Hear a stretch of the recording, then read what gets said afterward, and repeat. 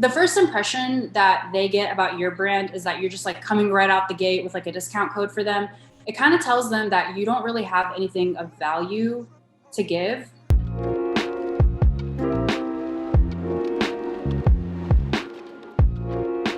Waiting a few more minutes for everybody to start trickling in here.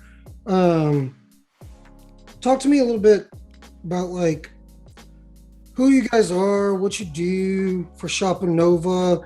I know who you guys are, but for the 13 people that have joined us, this is London in the suit. I like this suit, by the way. Thank you.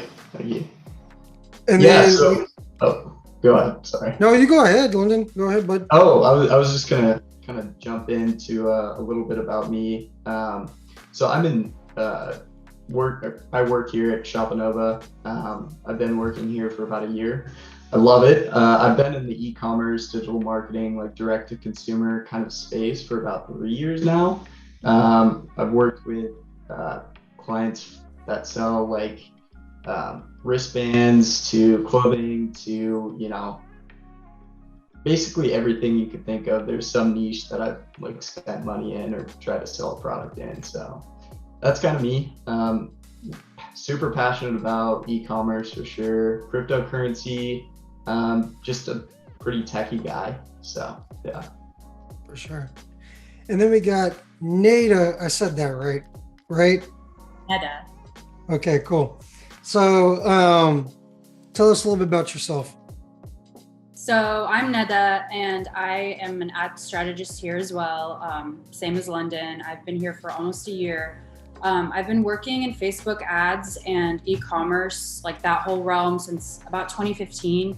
I started off like any millennial with like a social marketing job, just doing organic posts for brands and just like posting on Instagram, posting on their Facebook, and quickly realized that wasn't a way to get any conversions or like get really anywhere on social media, especially as like things kept progressing and it kind of became more of a pay to play environment.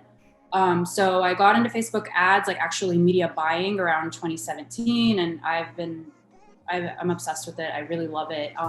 I also, outside of Shopanova, have my own brand, Holy Thrift, and I do run ads for that. So I have a little bit of like skin in the game and spend my own money on ad spend aside from just managing client spend. And when you're spending your own money in Facebook ads and you're actually like buying ads for yourself and you're seeing like the return on your investment, like with your own money, I think it teaches you a lot and you learn really quickly, and that's the best way to learn. Like I've probably watched so many YouTube videos on how to do this, read so many like countless articles, but the best way to really learn and to grow is to get in there, spend your money, actually do it. It's like, it's a both feet in kind of situation. You're not going to like passively learn Facebook ads. You have to actually do it. Right.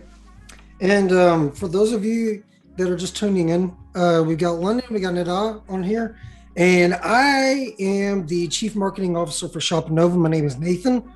And essentially what I do for the company is help us grow. I run all of our paid marketing. I run all of our email marketing, content marketing, PR, branding, pretty much the whole customer acquisition process in general is kind of my brain baby. And kind of like when Nadal was saying, I have been running Facebook ads and Google ads for, 4 years now exclusively. And before that, I was actually involved in buying media for Walmart.com and Walmart in-store suppliers. And it's a completely different world, by the way. Whenever I was doing stuff for Walmart, I'm in Bentonville, Arkansas, by the way, which is Walmart's hometown. And I grew up here. So pretty much everybody that lives here has something to do with Walmart at some point in their lives. It's just the way it goes. It's kind of like if you live in Austin or whatever with Amazon around, Amazon's just the biggest place to work at in those areas. And so for here in Bentonville, though, a large portion of my marketing experience was in going and finding these vendors to place advertisements in different spots. And so that might be print, that might be digital, that might be social, whatever the case may be. And I mean, I basically got to learn like the entire advertising landscape and not just that single piece. And then whenever I got into the Facebook and Instagram ads first, before I got into Google, it kind of opened my eyes into, what not necessarily a small business, but virtually any business can take advantage of, that these huge businesses are taking advantage of on a national scale. Whenever I was buying media for Energizer, for instance, we would spend $300,000 on a targeted campaign over 60 days. And it was just like, write the check, boom, send it out, get some impressions, get clicks, get store shoppers, get sales lift, make the report. And that was it, right? And at the time, I didn't really have any reference for that. I didn't know how expensive that really was. Then whenever I got into the Facebook and Instagram ad world, it was like people are literally killing it for, $100 a day or $500 a day or something like that. And I'm just sitting here going like, this is amazing. We could actually take brands and compete with the largest brands in the world in this arena. And then, you transfer into something like YouTube on Google or paid search or whatever the case may be. And the applications just kind of they mesh, they line up, you know what I mean? And you create this ecosystem. And that is essentially what we're going to be talking about on these curtain calls, which is the Shopanova behind the curtain webinar, essentially. And we got two of our best team members in here today to talk about some of the strategies that they're working on. And just so you guys know, I see these people on a weekly basis, but we've never actually met in person. That's how Shopanova works. We are 100% remote company. Everybody is in-house. We don't outsource anything, but we essentially I work with, people in at least 10 states of the US, if not 20. You know what I mean? It's one of those things where we're scattered all over, but every day we're in Slack or Asana, communicating with each other, building these strategies for our brand partners. And I mean, we're killing it, to be honest with you guys. And so I brought these two phenomenal media buyers on to kind of talk about some stuff that we're working on. And I'm going to start with Nada first. I'm still saying that right, correct? Yeah, you're getting very close. Neda. I've got it. So imagine it's spelled Neda. Neda. Gotcha. Okay, see, I've got an accent that's more like Italian and Irish, so I can't do the Latin thing, you know what I mean? like it's weird. I got a scruffy voice. But yeah, I'm gonna bring you on first because what you have for us today is really like it's all encompassing and it's just a really good starting point. So I'm gonna let you go ahead and start, and I might pop in and ask some questions here and there. Yeah, feel free to pop in whenever. So what I'm going to be talking about is kind of like not necessarily like a super nitty gritty strategy of what you can do in actual ads manager. It's like a more like we're zooming out a little bit, just kind of something that I think seems so simple at first, but a lot of people overlook it. And what that is a good offer for what you are selling. So whether you're selling like a physical product or a service, like an info product, or you're selling clothes, you're selling fireworks, whatever you're selling, if you are really good at making a good offer on your ads, you're going to be able to sell anything in the world that you want. That's kind of like the crux of it all. And it sounds really simple, but I think a lot of people get it wrong. And a lot of people kind of gloss over this step and they just start off like running ads, spending money, blasting things to people without really like taking a couple steps back and thinking about this more deeply. So if you don't think about this and you just start spending money on ads, I think you're starting things off on the wrong foot. So it's better to like brainstorm and think about this before. And so I'm kind of going to walk you guys through what it is I mean by having a good offer, what some elements of a good offer are, what they aren't, and we'll go from there. So Facebook makes it really, really easy for you to be able to target your market. It's really easy to find the kinds of people that would buy your product on Facebook with the audience tools. And so once you actually find those people, you need to know how to talk to them. That's like half the battle is finding them. And then the next step after that is getting them to actually stop and look at your ad, which is what London will be talking about after me, how to like get that thumb stop. Like people are scrolling all day and they're seeing so much information. What's going to make them stop and actually look at your ad? I'll let London speak on that in a little bit. But once that happens, they stop, they look at your ad. The next step is the offer. So when they actually start reading the copy. So let me start talking about what a good offer isn't. So if you are thinking like, okay, well, I'm going to offer them 10% off their first purchase. That's kind of a really lazy way to go about it. Like, it's the first impression that they get about your brand is that you're just like coming right out the gate with like a discount code for them. It kind of tells them that you don't really have anything of value to give if you're just coming right out the gate with like a discount. It's a good tactic that you can use later down in the funnel, maybe when you're retargeting them after they've added something to their cart, maybe they've abandoned it. Then you can offer them a 10% or 20% discount to kind of like move them over and like get them to actually purchase from you. But if you're just meeting them for the first time, you're running an ad to cold traffic and the first impression they have of you is a discount, you could be doing it a lot more strategically than that. And it's just a lazy way to do it. And a lot of marketers do this. And I personally think that there's other better ways to go about it. And you could get the full sale without having to discount right at the front of like the relationship with this person. So let me stop you just for a second. So with the offer thing that we're talking about right now, Nada, are we talking about only promotional offers, or are we talking about like price of an item? Like what exactly kind of offer are we talking about here? I'm talking about like what you're offering them as a whole. I'm not talking about like a promotional, like buy now for this discounted price and limited time offer, like nothing like flashy infomercial. That's not what I'm talking about. I'm talking about what you're offering. Like, why are you in business? Why did you get in business? Why did you start this brand? Because there was a problem out there that you thought you were going to solve, right? Like you have a product that's going to solve this issue. You think you can do this niche better than your competitors. That's kind of where you should start when you're thinking about your offer. Why did I start this business? So I can speak for my business, for example. I sell vintage clothes online. I started this business because I don't like fast fashion. And so I think that there's a better way to go about it and like repurpose things and resell and reuse.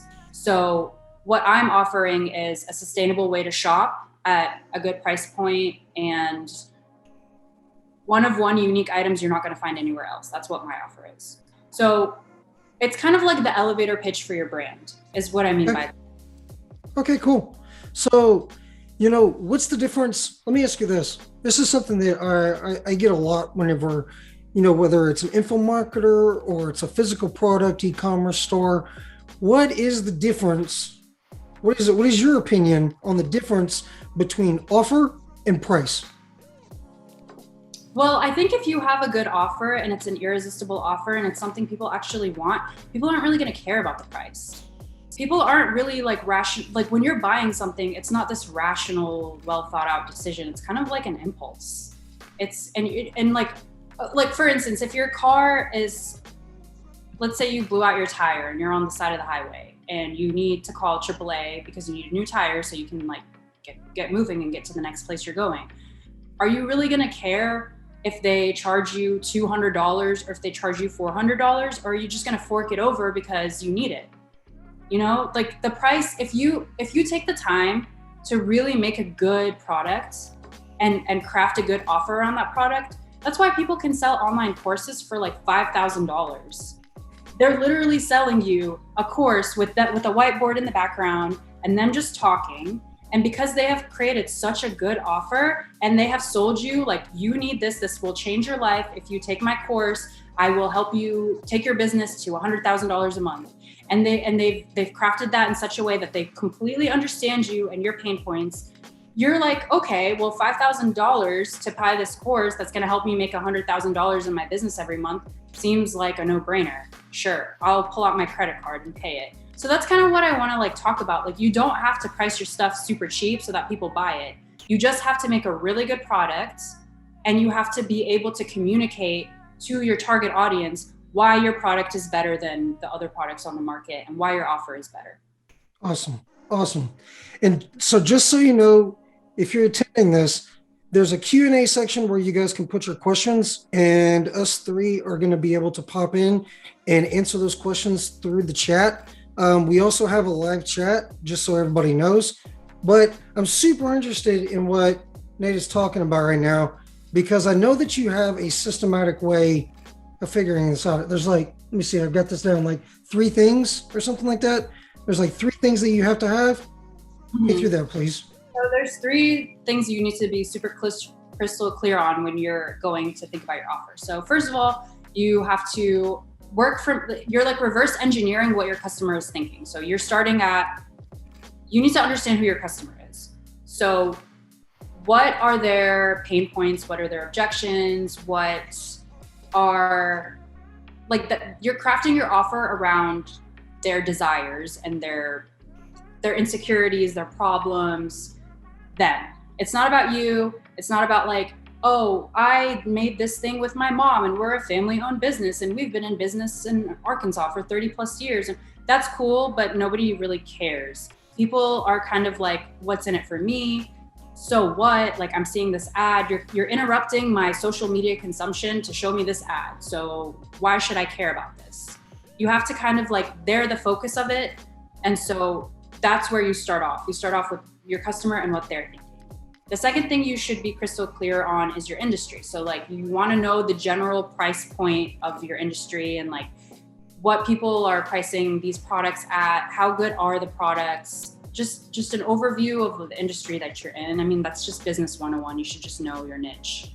And then the third thing is your competition. Study their offers. How are they getting people in the door? Are they offering them, is it because they're pricing things really cheap? If they are, then that's easy for you because you can go the other direction. You don't have to compete with them on prices. You're not a gas station. You know, like gas stations, they don't really have offers to give you. All it is you're going to fill your car up with gas.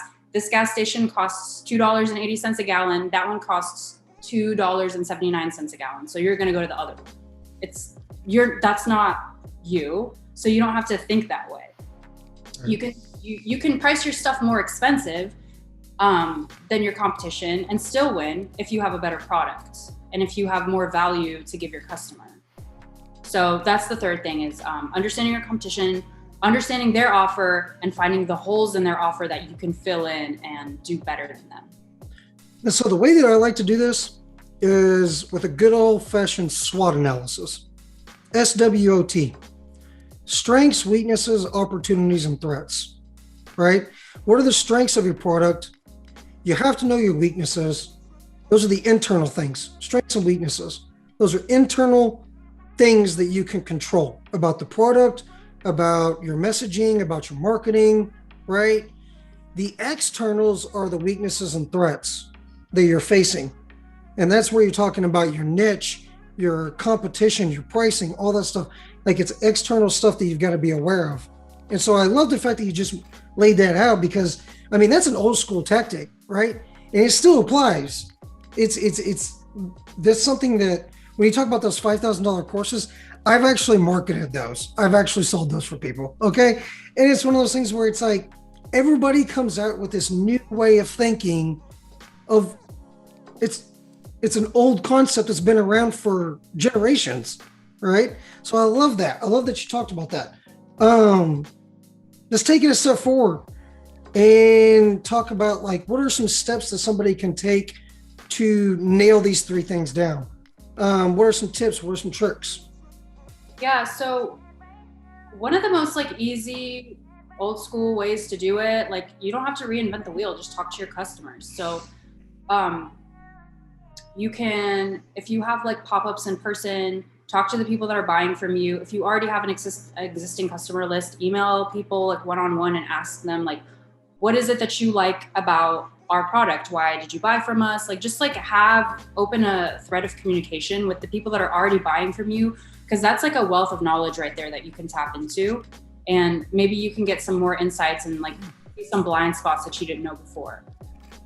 Don't just assume you know everything. Also, there's this tool I really like to use. It's called SpyFu.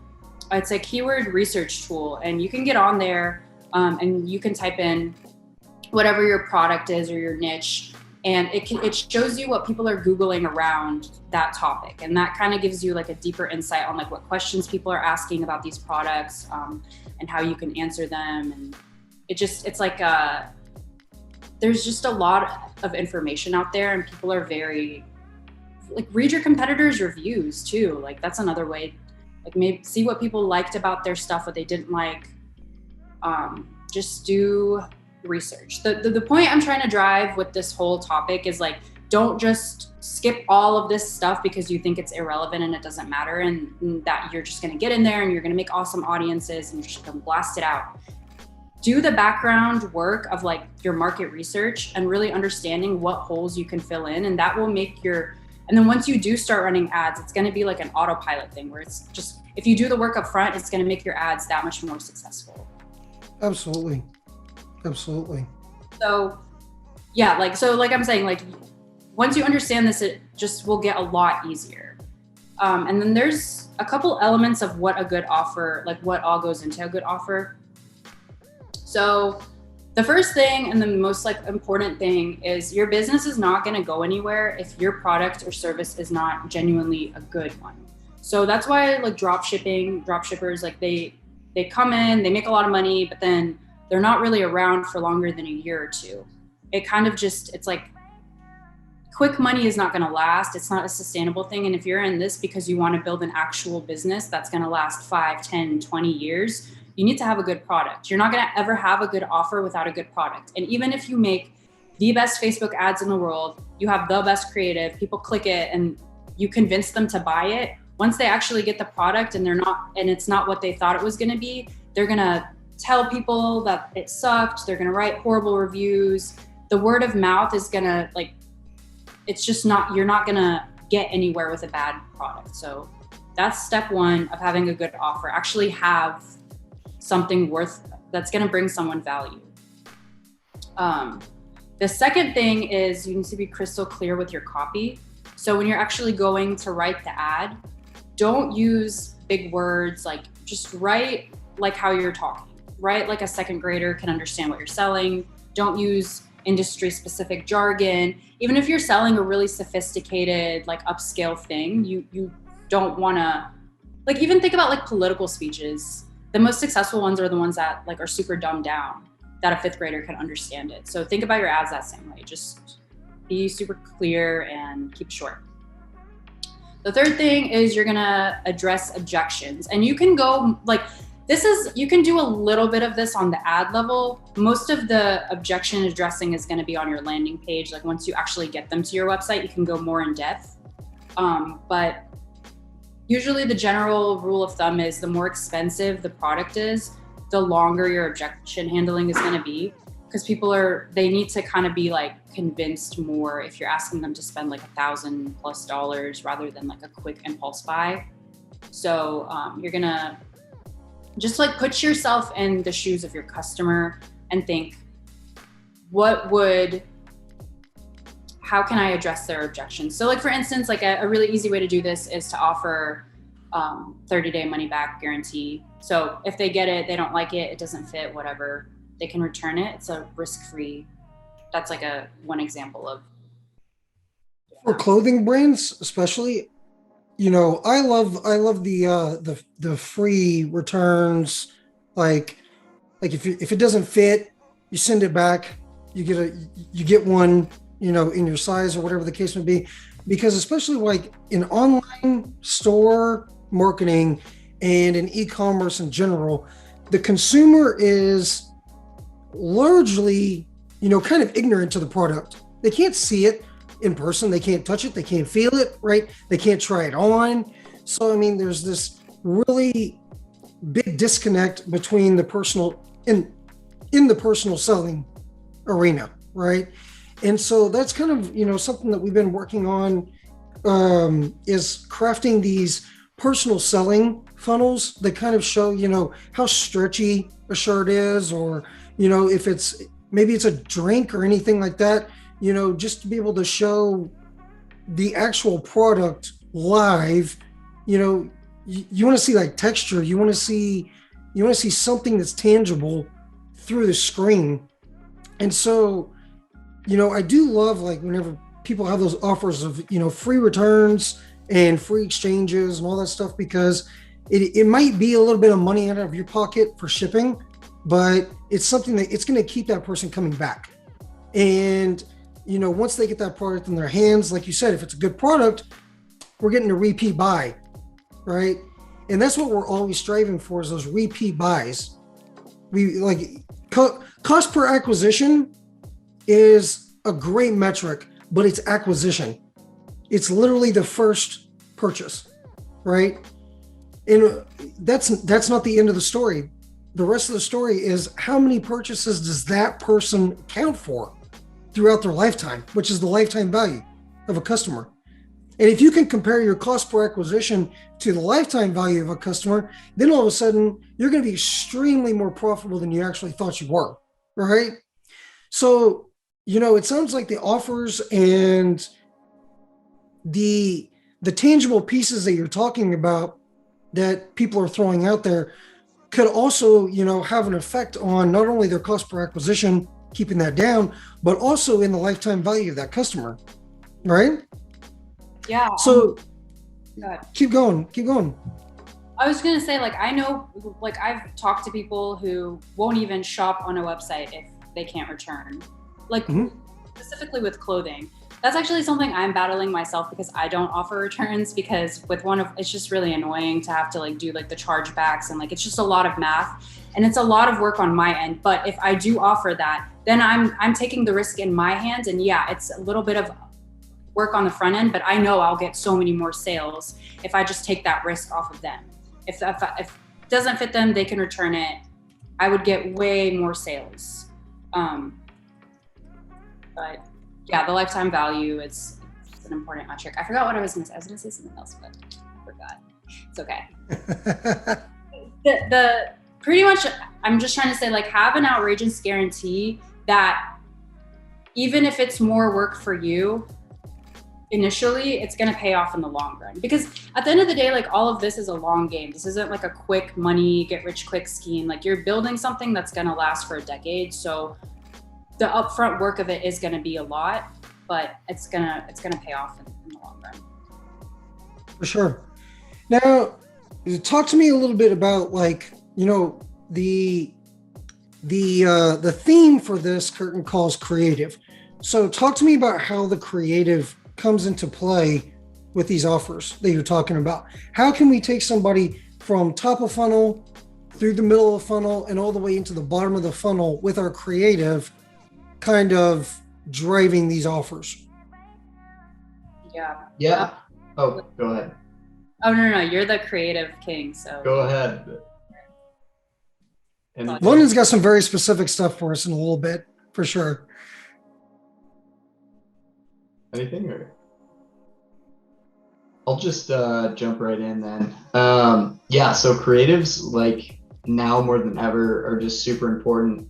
Obviously, most of the attendants probably know about the new iOS 14 update, and I'm sure that's taken a hit on everybody so far. But I mean, just going back to audiences, there's only so much you can do in that realm of things, testing new lookalikes, new, bottom of the funnel or middle of the funnel audiences, video views, things like that. But when it comes to creative, you can get a lot more creative with it, I guess. A lot more opportunity to split test different things, to create, specific creative for different layers of the funnel. So maybe a review style or user generated content video for O2, and using that in and when I say O2, that's kind of what we have in Shopanova is our middle of a funnel layer. So using that specifically in the middle of the funnel instead of top of funnel usually helps. Just getting more specific with it. And kind of like Netta was saying, it's the first thing people see. So when you're creating your next image or video, you want to make sure that it's eye-catching and people aren't just going to scroll over it, because I know, and probably most of you guys know, that when you're scrolling Instagram or Facebook or whatever social platform you're on, you kind of automatically and without even any thought, you instantly scroll over it. Unless it's like, I think the social Savannah, I don't know her last name, but she's like a big Snapchat advertiser, and she talked about the 0-second thumbnail. So with a video, the 0 second is basically like the first frame of the video. So you have to keep in mind, people aren't gonna, click on your ad or even look at the copy unless like the initial part of the video is like eye-catching, engaging, and I mean, using the right images and animations in the first 3 seconds is super important. And the first 3 seconds of any video is where you're going to make or break, a potential customer. So a few things I wanted to talk about was first, just the importance of creative. I feel like when I started in the digital marketing space, I was like, okay, I can just hop in, create like 5 different image ads and be like, okay, let's see how they do. But I feel like now it's becoming more and more, I'd say you're bidding against other people, and other brands are realizing that creatives are more important than basically anything else at this point. And the first 3 seconds, creating that, make sure it's like super eye-catching. So I just wanted to kind of hop in and show you guys a few examples of that. If I can get host potentially to share. Oh, actually, I think I can already share. Okay. Sweet. So here is, I'm just going to run through all of these pretty quick for you guys. This is the first one. The brand was Angry Minnow. They sell like flannels and sort of men's and women's clothing, vintage style. I'm gonna try it all.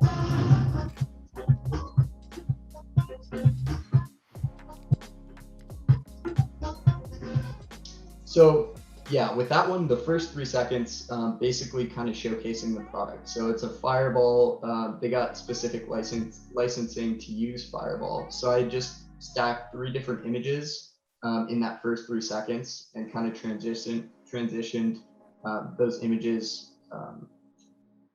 with. Let me ask you a question about that, London. Yeah. So that one specifically, Nada was talking about the offer and the audience and matching those two together, right? Mm-hmm. With this specific ad, are you going after, Fireball people, like people that like Fireball, or? Yeah. So kind of back on that, ads like creative specific for different layers of the funnel. You can also do ads specific for certain audiences. So in this case, I tested a few different interests. I mean, the main one being Fireball. That one really took off. So I mean, it's kind of obvious thinking about it. It's like we want to target people who like Fireball with, Fireball apparel or clothing or whatever product. So I did that, and then I also tested a 10% lookalike narrowed with Fireball and whiskey. Okay. So either they liked whiskey or Fireball, and that audience definitely resonated super well with this style of creative. I also had a few more Fireball ads that I tested.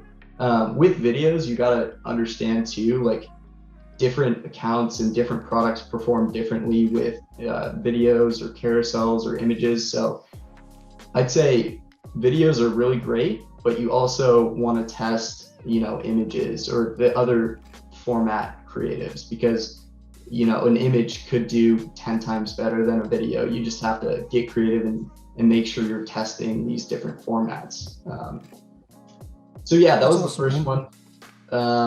I'm just gonna pop into the second one. Same angry minnow again. This was for the NBA license they had with the Chicago Bulls.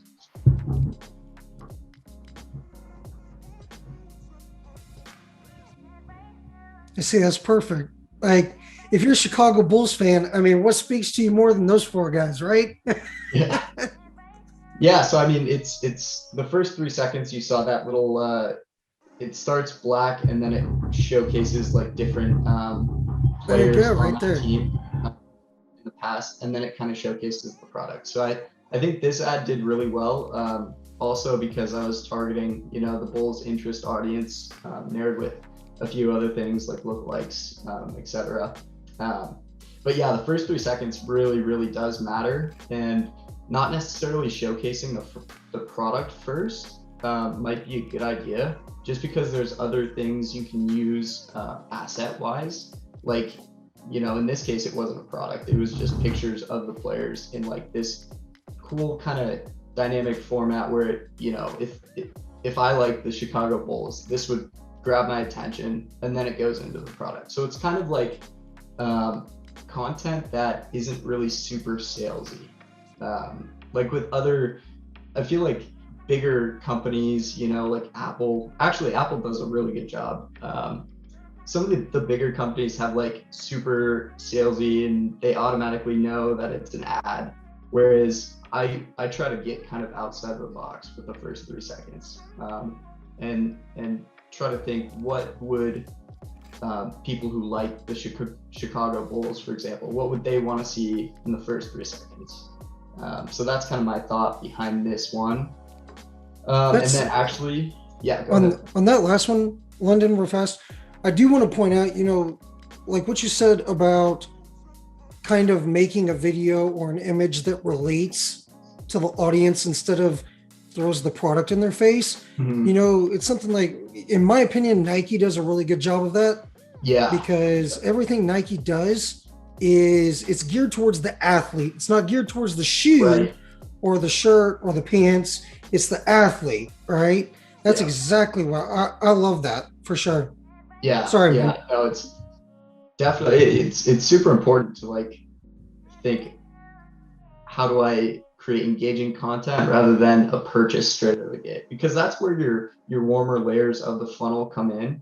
Whereas top of funnel, like people who have never experienced your brand before, you want to like see if they're interested, right? So videos I like to use top of funnel, just because you can create that video view audience in your O2 layer, and then maybe even go a bit further than that and use like a specific video view audience for, let's say, this Fireball whiskey flannel. And then you can create like a carousel of all the Fireball products in your O2 layer.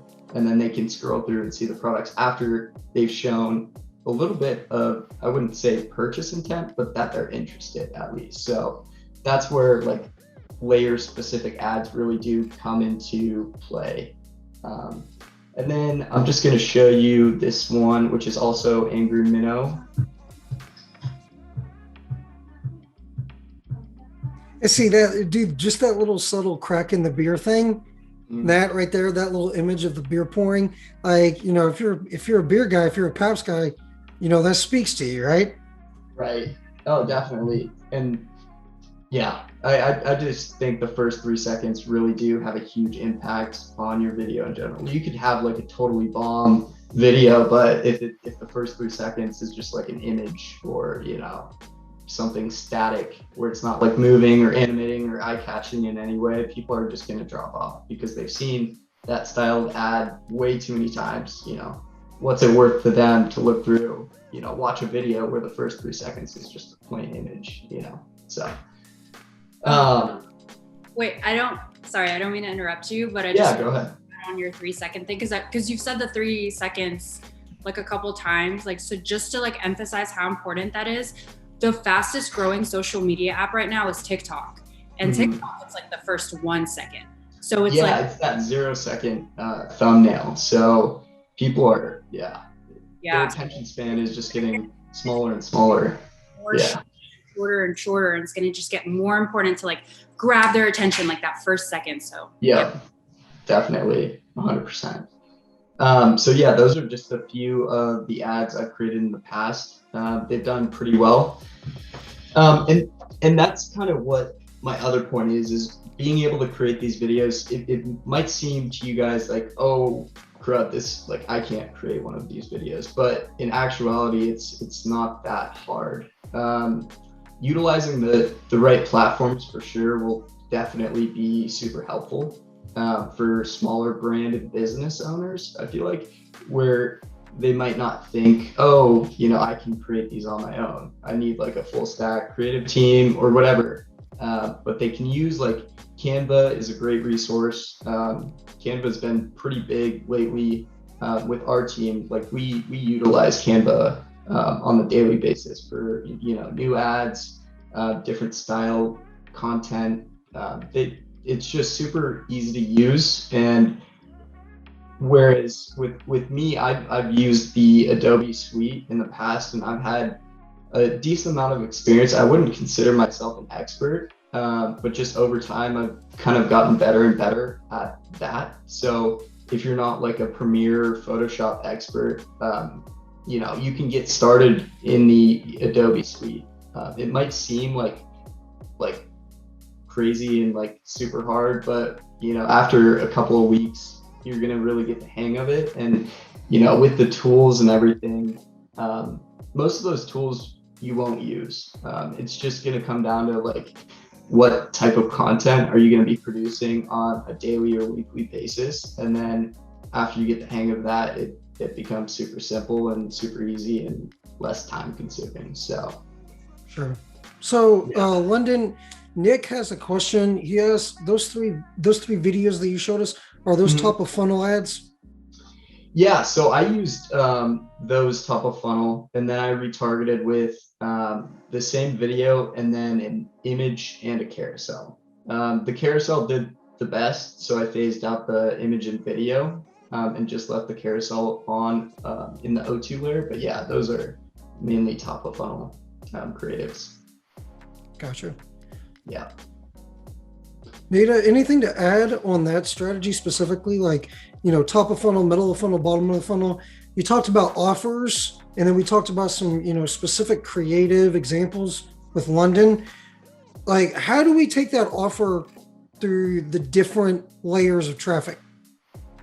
One thing I really like to do middle of funnel, because this was something it's really hard to think, okay, how am I going to talk to cold audiences? And then am I going to just take those same ads and run them to now the warm audiences? And that's just kind of like a lazy way to go about it, is to just show them the same ads over and over again. You want to talk to them differently after they've been on your website and they're familiar with what you're selling. So like, usually in my O2 layers, what I like to do is creating a graphic out of a really good review. So I'll go on their website and I'll find like a really great review, maybe like 2 sentences.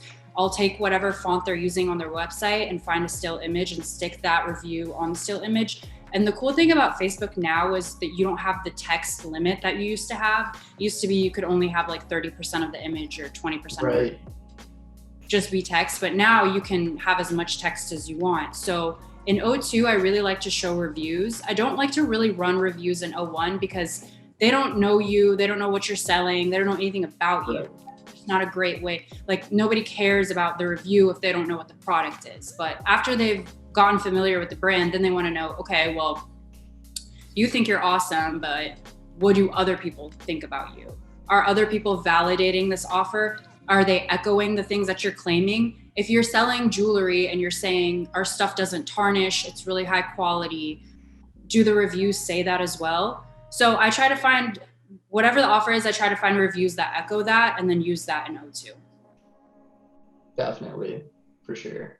And just kind of to play off that, there's different ways you can target like middle funnel users. Like, if you want to go like evergreen content, you could target website visitors or, product viewers or video viewers. But if you really wanted to get specific, and that's kind of the direction all these bigger brands is going, is get really honing in on the customer and where they're at and what products they want. Because with some of these brands with a tons amount of products, you know, from jeans to t-shirts, these boutiques, figuring out what the customer wants before they purchase, and then hitting them with that same product is super valuable. And being able to, you know, create a video of jeans, like an evergreen jeans, like super comfortable, you know, whatever, and then targeting them again with a different style video or carousel or review, UGC, whatever the content is with jeans is, yeah, becoming more and more relevant as time goes on. So for sure. And I'll tell you guys, you know, the way that we like to explain this is at top of funnel, we really want to drive brand. We want to drive lifestyle. We want to get people, kind of like what Nada was saying, we want people to understand who you are and what you're about rather than that product attribute, so to speak. And then in the middle of the funnel is where we start to talk about product attributes. We talk about product highlights. We talk about what makes this item unique from other items that might be competitors or whatever the case may be. Because make no mistake, everybody that is advertising is competing with somebody out there right now. I mean, it's crazy right now. The competition is insane when it comes to e-commerce. And so in order for you, like, I know so many people that get into it thinking they're going to make money right away. And it's like, maybe 4 or 5 years ago, you know what I mean? But now there's so many brands that are competing and they're all in the same space now. And so that middle of funnel is really important, because whenever you get that little bit of a retarget, you got to start driving to these people. Like, what makes you different from everything else that they are seeing on their newsfeed, right? Or in their stories, or whatever the case may be. TikTok, Pinterest, all that good stuff. And then at the bottom of the funnel is where we really try to drive that buy intent, right? This is where, like Nita was saying, sometimes you throw that nice little code out there, or you offer some free shipping, free returns, you know, come up with something original for that bottom of the funnel to get people to come back and shop with you, right? And that's where the buying intent really comes in. And so I'm just going to look through the chat real fast. Hey, London, Gabriel, yeah, I'd like to see the Stella Jules video. Yeah, I can pop that on real quick.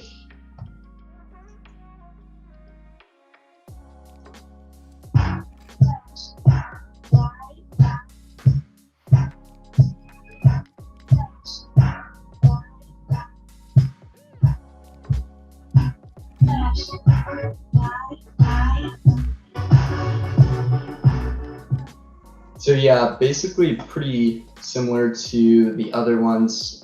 First 3 seconds just has a picture. I spiced it up with a little sparkle effect on there. And that was, I think, like the first 2 seconds. And then it has the text animation on that 2-second interval. So yeah, pretty similar to the other videos I showed, just a different type of product. So yeah, I like that a lot. And I like how simplistic it was. mm-hmm. You know, one thing I always challenge people with in this day and age is, like, back in the 50s, 60s, and 70s with advertising, it was all about the punchline, right? It was all about that one single, you know, maybe 5-word phrase that separated your brand from everybody else. Right? And nowadays, everybody's all over the place. They're almost what I like to call creative illiterate. They just cannot come up with something that's original, because there has been so much stuff that comes out. There's so much competition that they just can't wrap their heads around how to make something simple, unique. But like that ad right there, you know, just those little phrases, that personalized jewelry, you know, what makes it unique, that stuff. Like, coming up with those little lines that you can put in those videos is huge. We do that at Shopanova too with our ads. You know, we're always kind of throwing some animated text in there just to kind of highlight, like, that drum beat almost. It's like the punchline. Like, every time we got a good line in a video, I always want some animated text to really drive that thing home. And so it really does make everything pop. You know, it's not just this slideshow, so to speak. Right. You know, it kind of makes it nice and spicy. I like it. Definitely. Nick says, I feel completely in the dark. Sales are great. I know they're coming from Facebook and Instagram, but the reporting in Ads Manager doesn't show anything. And guys, you guys know as well as I do that we've all got this problem right now, right? So talk to me a little bit about what you guys are seeing. I'm not talking, we got like 5 minutes to talk about this, but give me a brief overview of what you guys are seeing in Ads Manager right now, starting with London. Yeah, so I think everybody's seeing reporting being a bit off. I'm not sure if you wanted to touch on Hyros or if we can as a strategist, but yeah, it's been a bit off, but we use this tool platform called Hyros. I'm not sure if anybody knows Alex Becker. He's been spending about like 3 years on this platform where it's advanced tracking for Facebook. So basically, Facebook in attribution, it can sometimes attribute purchases or add to carts to a different audience that it didn't come from. And that's where Hyros comes in and actually does represent the right event for the right audience. And that's what we've been using lately. And that's definitely been a big help with attribution and reporting and making sure everything that lines up correctly with Facebook to, the actual sales channel. So. Sure. What about you, Nada? Yeah, in addition to Hyros, I've been looking more at the back end of the store's actual numbers. So looking in Shopify and seeing what your monthly revenue is, comparing that to last month's, because Facebook isn't completely reliable right now because of all of them, like everything is just kind of like fluctuating in there. But your bottom line is your bottom line. And so whatever those numbers are saying, if they're growing, then that lets you know whatever you're doing with your ads is working, keep doing it. If you're seeing a decline, then that's when you would go in and tweak the strategy and look closer to see where the holes are. But I would start with the Shopify number or whatever platform you're using and work backwards from there. I love that because the two of you just explained something completely different, but in the same ecosystem. And that London touched on the micro, right? Looking at specific ads and specific conversion, inside of the Ads Manager. We use Hyros to do that right now because Ads Manager is pretty inconsistent right now. It just is. They're going through some big changes. We talked about that on the last curtain call. And if you didn't catch that one, that's on our YouTube channel. Check it out. But that really is, for me, that's the micro. That's something like, if I want to know that this campaign's doing well versus that campaign, or this ad versus that ad, and so on and so forth. But Nada just touched on the macro. It's the overall business. It's the big picture, right? And so, Nick, if it were me, always evaluate the macro before the micro, in my opinion. Always look at that back end. If you're growing 40%, 30%, 20% month over month, if you can sit there and say, okay, I spent, $2,000 more on advertising this month than last month, and I saw this many sales increase from that time period, then, that's a correlation. I don't care I don't care what it's attributed to, right? And I talk about this in terms of the funnel, in terms of the ecosystem. I might have Google, I might have paid search, I might have YouTube, I might have Facebook, Instagram, email marketing, all of it, right? My job is to grow like what Nate said, the bottom line. That's what my job is to do, is to grow that. And if my entire funnel is causing that incremental sales lift, it doesn't matter where stuff is coming from. It just doesn't. But when you start to evaluate your media buying skills, and you start to evaluate how well your media buying is doing on each specific channel, that micro does come into play. Nick, if it were me, I'm telling you, man, if you're growing, keep doing what you're doing. If you're not growing, that's whenever you take a look at where, your money's sucking. If your money's bleeding out in a certain area, then you can start allocating that over to something else. But if you're growing, I keep doing what I'm doing. Well, that's all we got today, guys. It was about an hour right away, almost on the dot. Had some good time. London showed up in a sweet suit. Nada showed up with her hair all nice and everything. I I just kind of threw a t-shirt on myself, guys. It is what it is. But we had a good time today. Got some good discussion on offers and creative. And this is going to be posted up on our YouTube channel and on our social media for everybody that wants to catch the replay. And I wish everybody a good week. Let's go out there and kill it, guys. Bye, guys. Thanks for tuning in. See ya. Thanks, guys.